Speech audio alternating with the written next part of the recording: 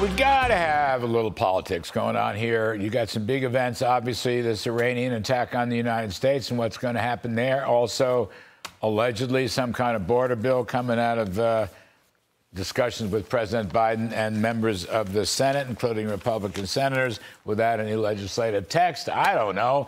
We're going to bring in Steve Hilton, Fox News contributor, and Jason Chaffetz, former Utah congressman, Fox News contributor, and fellow at the Government Accountability Institute and author of The Puppeteers.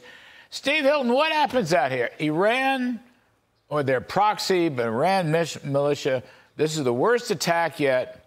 Brave souls, patriots, military servicemen were killed, lots of wounded. We're in the 160s now. Seems to me this has, Trump written all over it, if I may. And secondly is the border. To me, that has Trump. Now, I may be wrong, and a lot of Biden people think I am wrong, but I want to get what you're thinking here, because these events have happened fast, willy-nilly, right? The bombing and now this bill that's coming out. Yeah, great to see you, Larry and Jason. Look, I think that there's no question about the politics of the border. No question that that helps Trump. It was one of his most famous pledges back when he first ran in 2016. He seemed to have done a good job, because he did do a good job, and crossings were down, the chaos wasn't there. And now you have the chaos that everyone can see. It's not just Fox and Bill Melugin covering it, as was the case for far too long. It's right across all the media. Everyone's aware. And frankly, even if they manage to cobble something together, even if they can do something at the last minute, it's too late. That image of the chaos has been established in the American public's mind, and it's very obvious that Trump is the right person to deal with it. When you look at the Middle East, of course, right now we're all watching to see what happens. It's a moment of great tension. I don't think it's as clear-cut that situation politically would benefit Trump, but it's more than likely that it will. Why? Because what you see in the Middle East, as around the world, are the consequences of Biden's weakness. Remember, he was sold to us as this great foreign policy genius, all his years of foreign policy experience, and yet the world is obviously a much more unstable, dangerous and chaotic place, and the Middle East is the latest example. Now, look, if there is, and no one wants to see this, serious military confrontation with American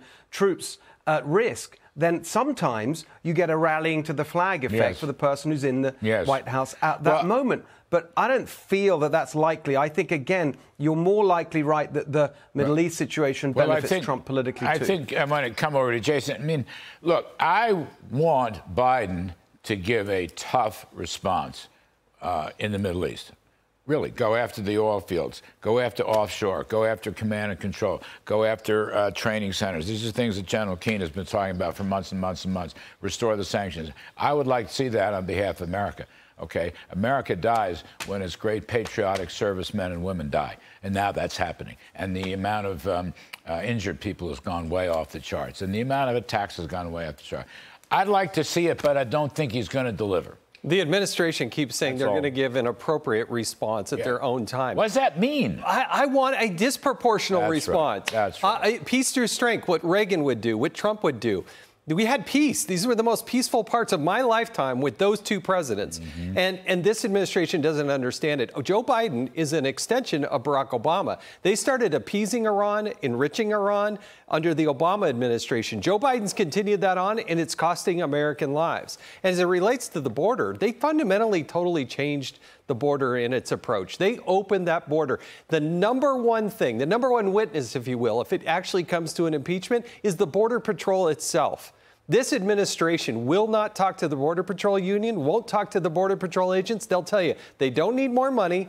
They don't need more personnel. They don't need a change in the law. They need the political will to actually let the Border Patrol do its job, and they won't do it. But Senator Langford is already making the case. And he's not a bad person. He's been on this show many times.